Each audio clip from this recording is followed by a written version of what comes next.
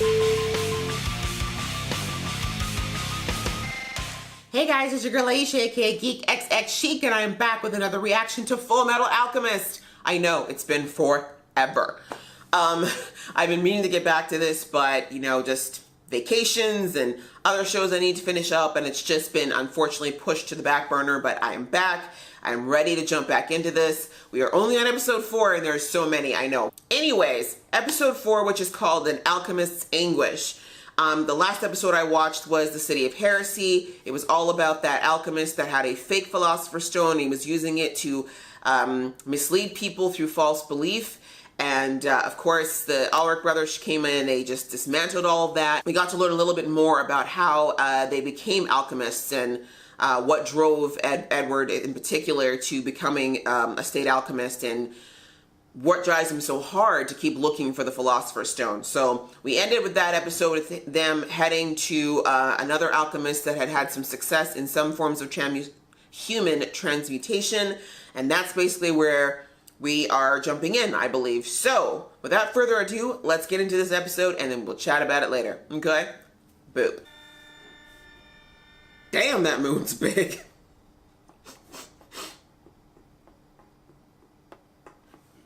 That mustache, though. You must be the bloodthirsty murderer who's been making a habit of targeting state alchemists lately. That's rather accusatory.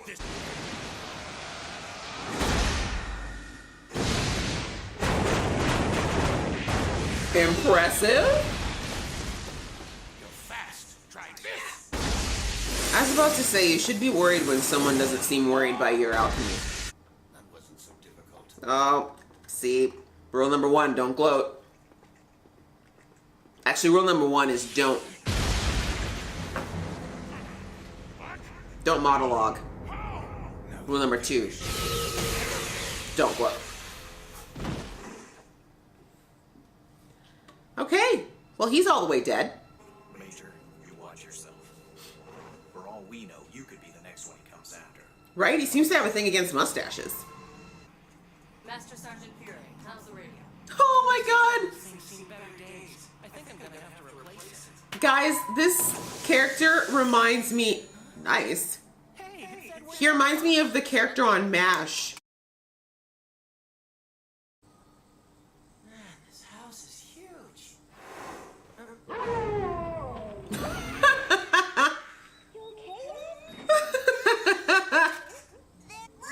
Nina, this is why I told you to keep the dog tied up.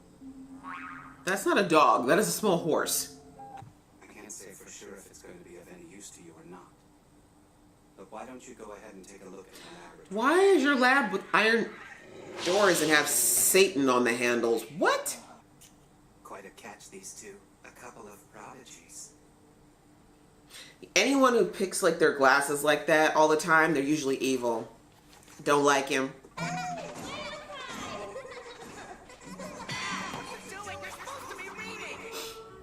Al is only like 12, give him a break.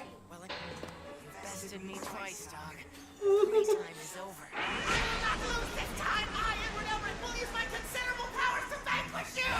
Okay, relax. The way he's just shaking with anger. Let's just say I'm taking a break from a long day of research. After all that, you must be dog-tired. Ha, ha, ha. Well, lately Daddy's been studying in his lab all the time. I guess that does make me a little bit lonely. Parallels. Interesting.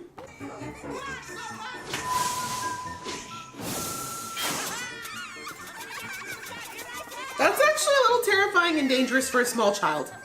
Alchemists who are supposed to be pillars of science and truth are turned into the military's walking weapons as soon as they receive certification. There are plenty of people, I'm sure, who have not forgotten the role that state alchemists played in the Ishbalan Civil War.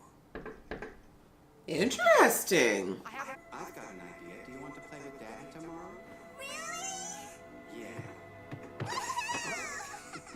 Alexander, Daddy says he's going to play with us tomorrow. Wow, this dog is like pretty smart. I did it, boys. I finally did it. A chimera that understands human speech. Yeah, the lightning happens right after. When did you first get your state certification? Let's see. It was 2 years ago. When did your wife leave you? That was 2 years ago, too. Duh. I just have one more question for you. Nina and Alexander. Where are they? Where are they? Damn it, I figured it out so quickly. Really? Oh yeah. Kill him. Look at you, Fullmetal Alchemist. Look at your leg, your arm, your brother. Those things are also the result of messing around with somebody's life, aren't they? Yeah, that was definitely coming. We are the... No! Not me! Use the metal side. No! Do that! I'm not... No, don't stop him. He'll die. Good. The state alchemist must be willing to act, able to take another's life when ordered to without question. In some ways, Mr. Tucker's actions and our own may not be all that far apart. Ooh, the deep moral questions. Lives. And you may end up having to get your own hands dirty as well. Oh, he already was going to, trust. Like this every... We're human. You're only human! They're right there, like literally right beside you. To save one and Foolish alchemists who turn their backs on the ways of God shall be punished. I mean, in this particular case, I agree with the brother. Once you've been given this form, there is no way of separating you again. At least, your passing will be in peace. Wow. Hear me. 2 human souls have just been returned to you. God didn't ask you to do that, son. Wow. Damn, damn, damn. All right, just going to the ending scene here. Oh, here we go. The rain pours down in East City. Still grief-stricken over the death of Nina, Ed and Al are attacked by the mysterious man, Scar. Ah, I think Ed's pretty badass, actually. I think he's gonna be just fine. So that was episode 4, which was called An Alchemist's Anguish. So full disclosure, as I said, I watched the old version, so I did already know about Mr. Tucker, and I knew what he did. So it was a little less shocking this time around, but still it's angering. I remember when I first watched it, it was like, oh my God, what, right? But it's one of those things that if you want to get deeper on it, if you think about a lot of the advancements that have happened in sciences in history, especially when it came to people, to human medicine and the advancements we've made, the reality is that human testing has happened. It's illegal. Most developed countries consider any type of testing, especially if it is considered very harmful, it's illegal, but it still happens. Like, if we're being 100% honest, it still happens. And a lot of good things have come from scientists who've been willing to push taboos and push envelopes despite what the broader community thought was right or wrong. And if we didn't have those certain people who were willing to do that, we wouldn't have certain medicines in our lives. We wouldn't have had certain other, like, medical procedures, for example. There was a time when just performing surgery was considered to be like blasphemous. They used to think it was wrong to cut into a living human, or to remove parts of a human and things like that. But in the case of this, the big message that was kind of being pulled out was that you heard at the end with Shao, and I really liked, by the way, in this episode, the way that they did all the lighting and all of the way that he was exposed throughout this episode. Even if I hadn't known already what he did, the way he was shot throughout this entire episode, it was very much to let the viewer know that this man is not as sweet as he seems. He's not someone to be trusted. You need to keep an eye on this guy. They made sure that everything about him was just like a little off, right? Like, not all of his face would always be shown. His eyes were never really shown until the end of the episode, right? There was always shined behind the glasses. And we've seen other characters who wear glasses where you could still see the eyes. The fact that they always shielded his eyes this episode, as I said, not showing the fullness of his face, having light just come across certain parts, having a lot of shadows cast from his face. Those are all things that are tropes to show that somebody has a dark intent, or that there might be an ulterior motive that we're not seeing with the veneer that they're putting out there. Coming back to, you know, Xiao's words at the end where he says to Al, like, how are we different?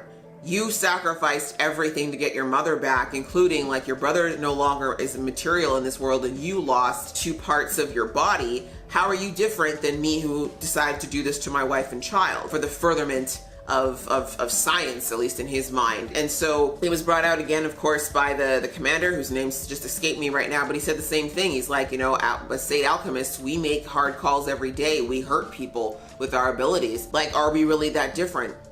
You know, is it really what we're doing? Some people, you know, we say we're doing it in the name of the military. Does that make it any less hurting somebody than what this man did to his own daughter?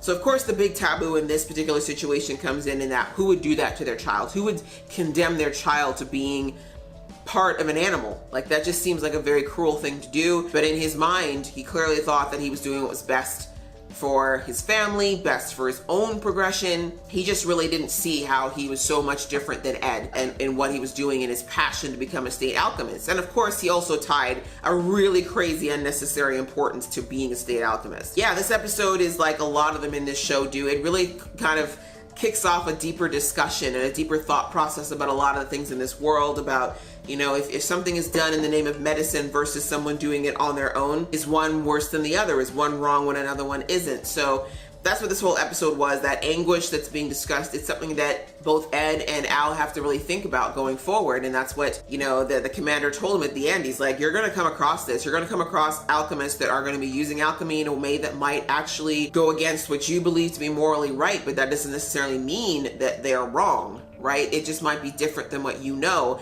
And considering that you're trying to do something that's considered to be slightly taboo, or at least on the fence of what's acceptable, are you willing to accept the fact that some are going to look at you in the same light that they look at this man, right? Just kind of bringing it all into perspective, because remember, we have to remember that Al and Ed are they're kids, right? They're supposed to be like 13 and 14 years old, maybe, like so young, still learning about the world, still learning about things like judgment and how to see the world, and also that this world that they're in as being alchemists is not as black and white as a lot of other things are out there. And so having all of that went down in this episode, and having it juxtaposed with Scar, who's going around and killing alchemists because he believes that what they're doing is not pure work. He thinks in his mind that the way he's using his alchemy is the way that's proper versus what they're doing. It's all about these belief systems, and again, the shifting of what's wrong and what's right. Like, he's sitting here talking about how these alchemists have done things against God.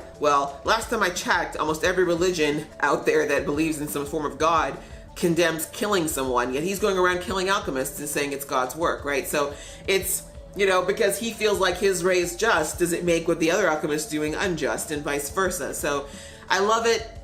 I love shows that kind of really examine how complex life can be and how complex belief systems can be, and really that it's going to be a very interesting and difficult journey for the Alaric brothers, not just in, of course, their quest for this Philosopher's Stone, but the emotional and societal issues they're going to have to deal with in this world as they go on this kind of unholy quest, as it were, to get what they need. So really good episode. As I said, I kind of already knew what was going to happen, but it's still, you know, it brings up so many interesting questions. I like the way this one was done. I really like the animation in this one as well. As I mentioned, I really think that what they did with the lighting and the shading of Dr. Xiao and even the stuff with Scar, I think that was all done really, really well in this episode. And yeah, still super fun to watch. So I really hope that you enjoyed watching this along with me, guys. If you like this video, please click like, and if you want to see more from this geeky face, please click subscribe. The next episode will be coming as soon as I can get it out.